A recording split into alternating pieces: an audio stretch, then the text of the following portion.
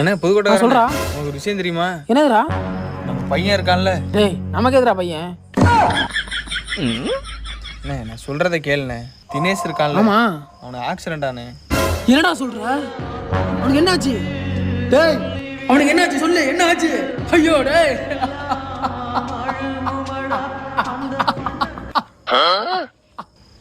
சாவை தேடி வேகமா போறான் இந்த உலகினிலே, வாழ்வது சாவது ஒரு முறைதான் அத மரபினிலே.